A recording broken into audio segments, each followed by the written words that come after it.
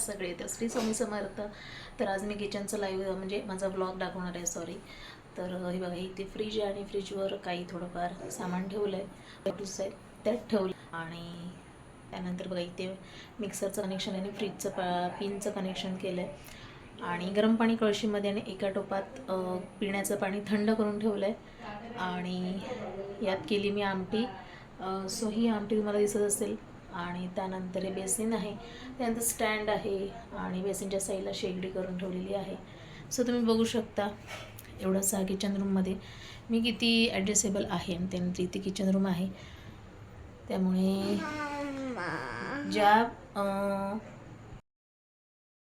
एकदम पावसात अवेलेबल असणारी ही भाजी आहे, जसं अळू म्हणाल किंवा तायकाळा किंवा शेगलाची भाजी ही अवेलेबल मिळते. सो बाजारी भाज्या खाण्यापेक्षा ही भाजी एक नंबर आहे.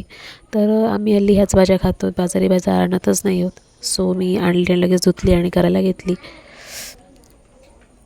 त्यानंतर बाळाला उठल्यानंतर खीर हवी झाली, तर म्हटलं खीर करूया. सो त्याची आवडती खीर आहे.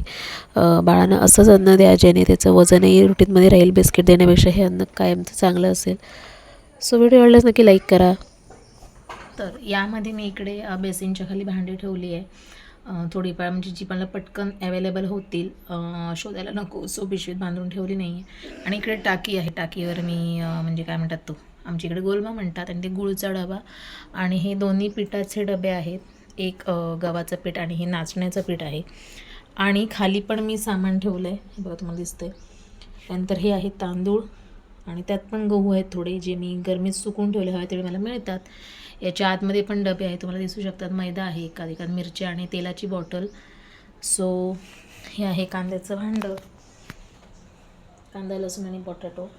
सो आणि हे उरलेले आहेत मुळे, बघा मुळे आणि आलं आणि टोमॅटो वगैरे मी बाहेर ठेवते. स्माईल दे बाबू. तर ह्याचं इथे आळस करणं चढ आहे, कारण झोपून उठलं आहे आणि त्याला झोपून उठल्यावर मम्मा पाहिजे, आणि प्रत्येक बाळाला पाहिजे आपली मम्मीने आपल्याला घेतलं पाहिजे. सो त्याचं लक्ष पूर्ण या खिरीवर आहे. हे बघा, ही खीर मी केली आणि त्याला खीर खूप आवडते. मग ती कसली असो, जाड्या रव्याची असो, बारीक रव्याची असो किंवा तांदळाची असो, शेवयाची असो, त्याला खूप आवडते. सो मी त्याच्यासाठी खीर केली. आता 5च्या नाश्त्याला जो बिस्किट खातो, पण आज त्याला बिस्किट नको आहे. सो आज 5च्या नाश्त्याला मी खीर केली आणि त्यात लगेच दूध गरम करून घेतलं. आणि इथे आहे भेंड्याची कढी.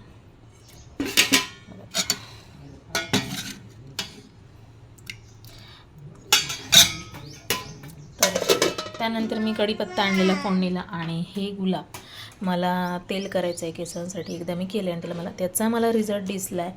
सो हे गुलाब आणि कढीपत्ता, आणि त्यानंतर मी जास्वंदीची फुलं आणि काय म्हणतात तसं, जास्वंदीची फुलं आणि मेथी दाणे घालणार आहे. सो मला केसांसाठी या हेअर ऑइलचं मस्तपैकी फायदा झाला. तर एक दिवशी तुम्हाला मी हेअर ऑइल कसं करतो नव्हते मी, हे नक्की तुम्हाला दाखवेन.